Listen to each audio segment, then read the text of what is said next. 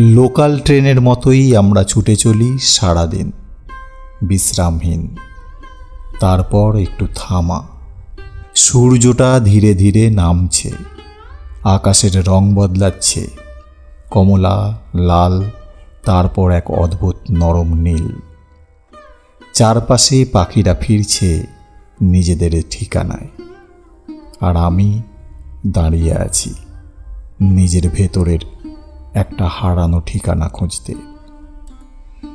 দিনের সব শব্দ যেন ধীরে ধীরে মুছে যাচ্ছে, শুধু রয়ে যাচ্ছে নীরবতা আর কিছু না বলা অনুভূতি।